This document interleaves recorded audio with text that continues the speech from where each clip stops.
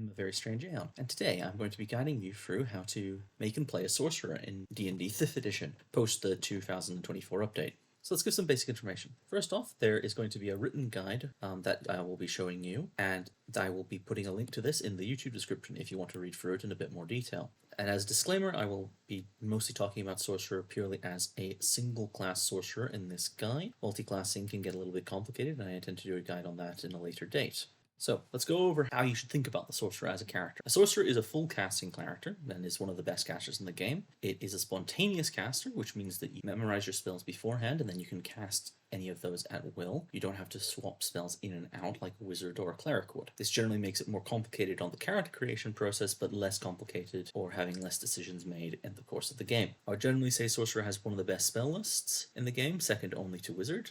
For reasons best known to themselves, a large amount of the powerful late game Wizard things are not available to the Sorcerer. I guess Wizards of the Coast has a bit of a bias. I would say the defining feature compared to a wizard is the presence of meta magic, an ability which they can use to alter their spells on the fly and generally make them stronger or better for the occasion. As I said, sorcerers are full casters who use charisma as a primary stat. That makes them generally a good party face. They're generally rather squishy with no armor, low hit points, and no weapon proficiencies. You should prioritize charisma as your primary stat, constitution and dexterity as a secondary to enable your survival. One good aspect about the sorcerer compared to many other casters is that it has constitution as a save, which will help it on concentration checks, which is an important thing to consider with any spellcaster. The main features you gain as the sorcerer levels up are a pool of meta magic points, which you can use to alter your spells. You get 2 of these at 2nd level and 2 again at 10 and 17. These are relatively late levels. Many campaigns peter out not too long after 10th level. Find 12 is often where they get to, so generally consider for most of the game you have access to 2 of these. You have access to various subclasses, and your subclasses do tend to be quite powerful on sorcerer, and as such are a large part of your build. You later gain Sorcerer's Restoration at 5, which allows you to regain half your sorcery points when you do a short rest once a day. A feature added since the 2024 update is the Font of Magic ability. This allows the sorcerer to raise the DC of their spells by 1 or gain advantage on attack rolls, generally aiding in their offensive and crowd controlling spellcasting. Hit 7th level, you can use sorcery points to reactivate this ability. When it comes to origins, I'm going to give a similar advice to almost any class, which is that while they have given out origins in the book, they have followed a very standardized template, and as such I would suggest you just make your own. There's an example of my own on the screen. Any resemblance to criminal is purely coincidental, I assure you. When it comes to creating a sorcerer origin, you generally want to prioritize having charisma, with either constitution or dexterity as your secondary stats. Good origin feats for a sorcerer would include Alert, Lucky, and Magical Initiate. Magical Initiate would personally be my favorite, especially to gain access to a cleric spell such as Healing Word. As you level a character, you will also gain access to feats. One of the updates is that all feats that are not origin feats will also give you 1 point in a stat, or you can choose Ability Score Improvement to give a +2 to a stat. One thing you should generally try and prioritize is getting your charisma to 20 as fast as possible, and several of your feats will help with that. Please note, however, that even if you do get your charisma to 20, it may still be worth picking up a feat that would normally boost charisma. Just make it boost wisdom or intelligence instead and make yourself a bit less, well, obnoxious or reckless, if you want. Some of my personal feat recommendations as a high priority would include Warcaster and Spell Sniper. Warcaster will make concentration on spells much more effective. This is the primary reason you want this, though it does have some outer secondary bits, such as allowing you to use opportunity attacks using a spell. Spell Sniper also has numerous uses, notably allowing you to increase the range of your spells, but perhaps more importantly, meaning you do not provoke attack of opportunities when casting spells within short range. One of the most important aspects when creating a sorcerer is which subclass do you pick up at level 3. There are 4 subclasses available, and I would argue 3 of them are really effective, and, well, we'll get on to the 4th. So, starting off with Aberrant. Aberrant's powers come from your bloodline being intermingled with some interesting creatures. Basically, your grandma played Baldur's Gate 3 and did that scene. One of the biggest thing Aberrant adds is 11 different spells known. When your class without your subclass will only have 22 spells known, this is a massive improvement. Generally, Aberrant spells lean towards mental manipulation and mind magic and enchantment. As you can see, I tend to rate most of them rather highly. Other abilities Aberrant grants access to include the ability to communicate telepathically at will, allowing you to, constantly gossip behind your party members' backs. You can also cast the spells you would gain access to using sorcery points, which is a slightly more efficient to using sorcery points to regain spell slots. It also grants some minor psychic defense, which you will probably forget exists, and Revelation at Flesh at 14th level, which gives access to multiple different alterations, including a long-lasting fly and the water breathing, all of which you'll generally get much use of. If you do get to 18th level, you get a vaguely mediocre teleport and explosion ability. This doesn't matter a huge amount, it's very late into the game, and, well, it's not bad to have, I guess. Clockwork Sorcerer is the next of the subtypes that I'm going to talk about. Like Aberrant, this is one of the subcasts from pre-update that really redefined Sorcerer. In the case of Clockwork, it is a more defensive and protective-orientated spellcaster compared to Aberrant's more aggressive mind control style. You gain access to 10 extra spells known, which you should be able to see on the screen at the moment, most of which are utility or buffing orientated and generally push you into more of a supporting role. Clockwork also gains the ability to remove advantage and disadvantage from different targets, causing people to just roll as R, the minor buff and debuff. At 6th level, they gain access to a damage reduction barrier, so that whether they're more protective and supporting niche. At 14th level, they get Trance of Order, which means for 1 minute, any dice they roll will, at minimum, roll a 9. This can be rather useful in the circumstances. Notably, it means that it's very difficult to cause you to fail a concentration, as you'll often have to roll below that for a concentration to fail, unless you take a large amount of damage, in which case you have other problems. Finally, at 18th level, it gains a ability to do a large area heal, object repair, and dispel once a day or for every 7 sorcery points. It's rather good, although like all 18th level abilities, it is rather late and you're not going to see much use of it. Whereas Aberrant and Clockwork existed before 2024 version as the most powerful sorcery subtypes, Draconic has been massively reworked to bring it up to their level. The first ability is Draconic Resilience.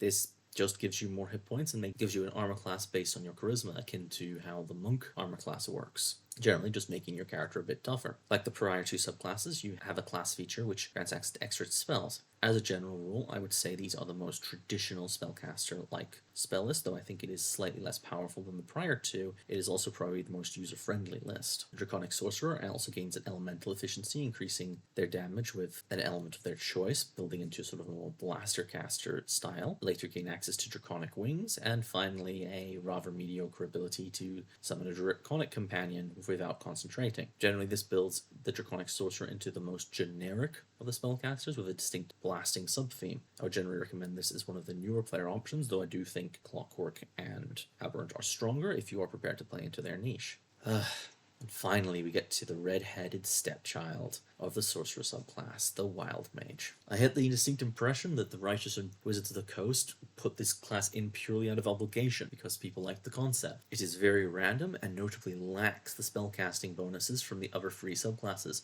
meaning it's very limited in the amount of spells known. This class highly frustrates me, especially as I think it wouldn't be too hard to make a very good version of it. It gains access to a Wild Magic Surge, where when it casts a spell, there is a 1 in 20 chance it rolls on this table. The table is mostly positive, but not being able to choose an effect when you desire it limits its usefulness. There are also just outright negative effects on the table. Connected to this, it has the Tides of Chaos ability. Tides of Chaos allows it to gain advantage on a roll, and it can regain this advantage whenever it rolls on the Wild Magic table after casting a spell. This is generally a really good effect, it's just really dragged down by its comparisons. The other 3 sorcerer spell subclasses all get access to 10 or 11 spells at this point. At 6th level, they gain Bend Luck, an ability to spend sorcery points to have a minor buff or debuff to a d20 roll. Actually pretty decent. And at 14th level, they gain the ability that when they roll on the Wild Magic table, they can roll twice, meaning they're less likely to roll something terrible. This is good, but to be a class-defining feature, it really needs to be in far earlier. At 14th level, many campaigns will be over, meaning that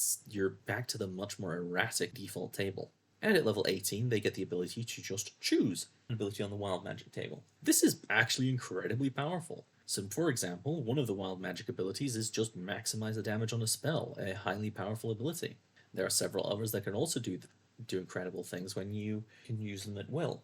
It is, however, once a day, no ability to recast, and at level 18. So, while this is powerful, you're basically never going to see it.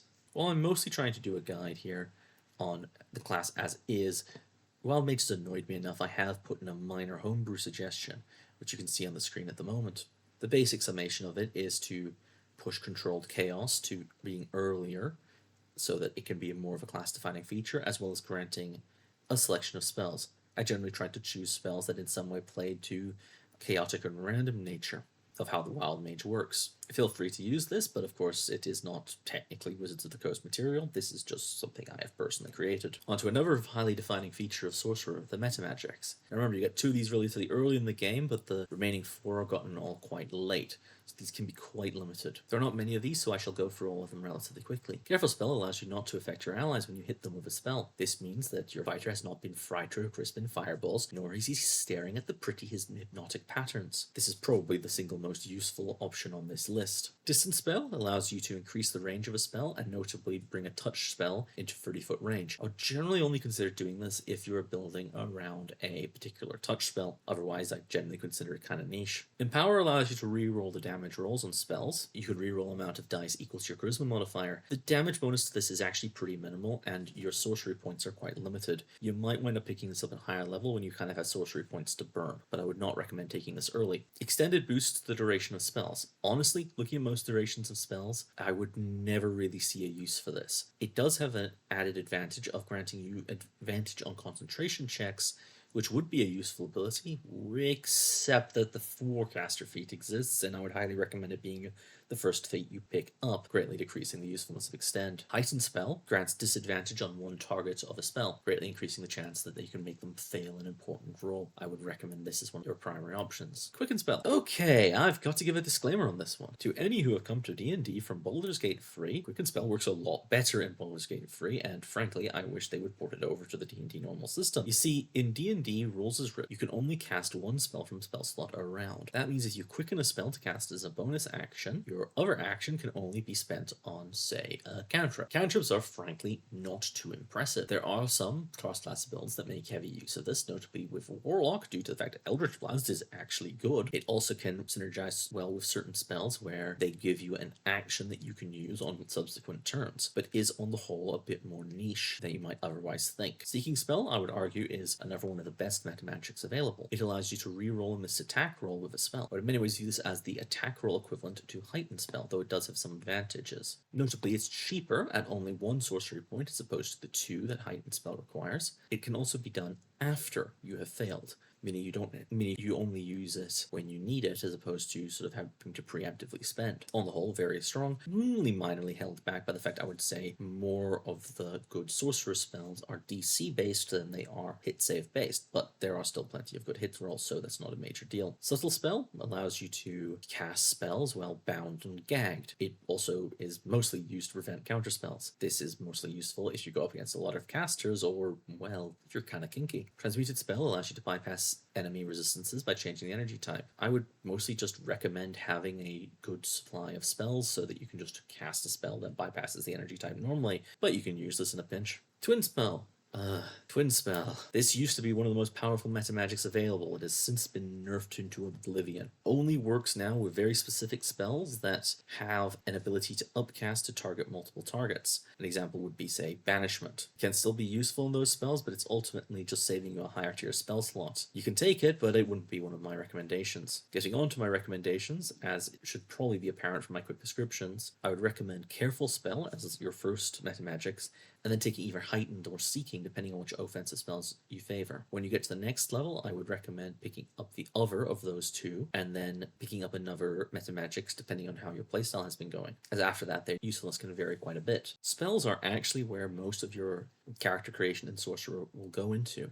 When generally talking about spell lists, you want to keep several things in mind. Firstly, you're going to want several damage spells that do multiple energy types into areas. However, you don't necessarily have to make those spells of the highest level. You can upcast lower level spells to deal decent damage, and as such, at the higher level you get, the more dubious picking up a pure damage spell becomes. You also want to generally make most of your offensive spells cover a range of saves, so keep that in mind. Another thing to consider is one of the biggest limiting factor when it comes to spellcasting power is your concentration. You only have one concentration at a time. As such, while most of the concentration spells are relatively high rated, remember you don't want to get too many of them, or you're not going to actually see much use out of many of those. Something else worth considering when using a spell list is the fact that you want to be able to use spells that are good at being cast in slot. I would point towards spells like Shield as an example of this, where it is useful to use this spell even at higher levels, even though it is cast out of a first level slot. The spells I have blue rated when it comes to cantrips include Firebolt, Minor Illusion, Prestidigitation, and Sorcerer's Burst.